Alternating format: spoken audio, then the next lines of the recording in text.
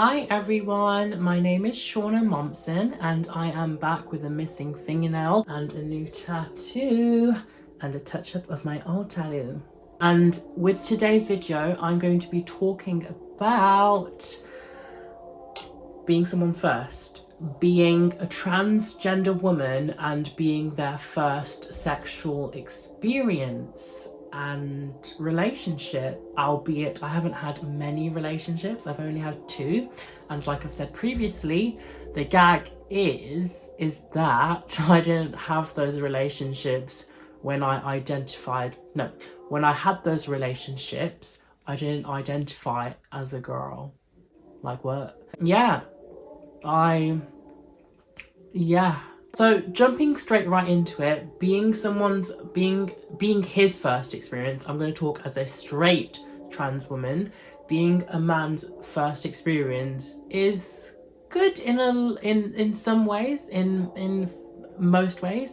Like, I can be quite territorial, and I think it's quite cunty to be able to be leaving an imprint on someone and have that kind of like effect, because as I've said many times, that me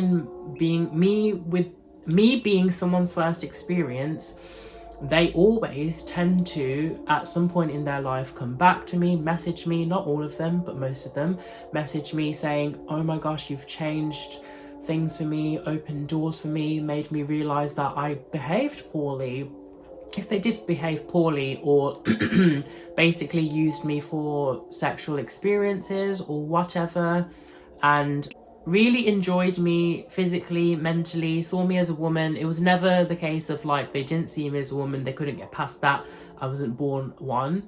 It was just a bit of a mind fuck, especially because I'm pre-op, so it's a mind fuck to see someone so womanly, personality, looks, aura, everything, and then have that disconnect with like, oh my god, that is a penile shaft, that is a dick, that is a fucking extra limb between their legs. So yeah, it's a mindfuck, but I look at it as like a good thing, because like, unless you're an innately anxious person, which good luck being transgender, it's a great thing. They don't really have anything to compare it to other than porn, which most guys do, and most guys watch trans porn, so that's where a lot of the fetishy or like belittling, not belittling in the person that they're with, but like not seeing them as a person, just seeing them as a sexual object, as something to get something from, a transactional thing, and not really humanizing it. And it's just playing on the taboo of like when guys fetishize us, and that's mainly the experience that I have seen and experienced personally, where it is playing on that taboo of, oh my gosh, this is such a great sexual thing, this is like my fantasies heightened to 1,000, and I'm not going to be able to see past that they're trans, basically. And I might say I want to date this person, maybe it's just solely to get into their pants, or maybe it is legitimately they think that they have the intent to want to. In regards to my previous video, that's why they don't date us, because they can't get past it at this current point in time, and they tend to just like the idea of just having sex and possibly a future with us, which is far and few between. But the sex thing and the fun with that comes with that, they like that. And being there first, I've had nothing but mainly positive experience in terms of like actually getting to be there first, because not a lot of trans women get to be someone's first, especially if they're not passing. And that's if like, I find that the non-passing ones will probably be on Grindr looking for something, and looking for a quick easy fix, where they look like a cross-dresser and not transgender, which I've also made a video about.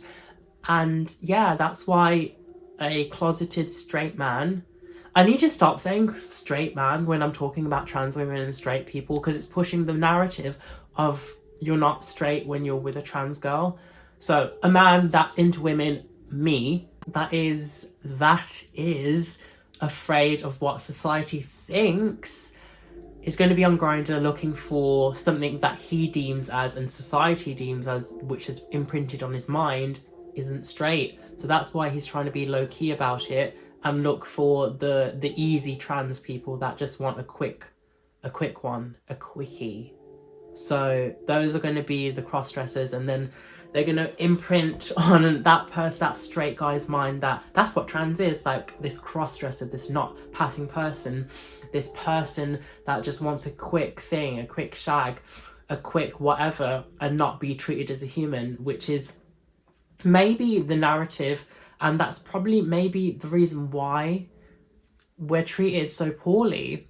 And yeah, but kind of segueing, like, I believe that I have had a lot of positive experiences being someone's first, but I'm always going to most likely be someone's first, which is really, really annoying and really disheartening, because it's not coming from like a great mindset. It's kind of coming from like a mindset where it's by default almost that I'm going to be someone's first, because we're not in the place within society where it's normalized. Like, we've come a long way, but it's still not normalized, and it won't be for the foreseeable, I don't think. So it is really disheartening still, and I don't see myself not being someone's first for a very long time, especially whilst being a pre-op trans girl. So yeah, I think I really, really want to be more stealth, and I will have that opportunity once I get a vagina and I'm able to live stealth. And I think it will help me like be taken more seriously, and I want it first for myself, not because of the male suitor, but the perks of living a normal life is just what I want. And I will be someone's first, and it's so weird and wonderful to think that I get to explore different stages of being someone's first. Being someone's first as a gender non-conforming beautiful little elf, being someone's first as a pre-op trans girl, and being someone's first as a post-op trans girl. I get to live a lot of lives, and I've lived the life of trying to be masculine, performing masculinity, and trying to be a boy. Like, I've lived quite some lifetimes in this one life. So character development or what? So yeah, I think it's a good and a bad thing. It's your perception of things. Like, if you look at the glass half empty or half full. So yeah, I look at things 99.9% of the time as the glass half full. I'm not a pessimist, I'm an optimist, but I'm also a realist and don't have any expectations other than baseline manners, respect, love, care, and honesty. So yeah, being someone's first isn't always what it is cracked out to be. However, I have had more positives than negatives, and I'm happy to have educated them directly and indirectly. Sometimes I do have some words with them to educate them by the book, etc., of what's right and what's not. And sometimes it's just passively, because I am a walking, talking political statement, literally. So yeah, it's a blessing, and it's somewhat annoying as well. But I hope you enjoyed this video. Thank you so much for watching, and I'll be on top of things, making more content sooner rather than later. Thank you so much for watching. Subscribe, follow me on Instagram, like, yada yada yada, and share my content. Bye!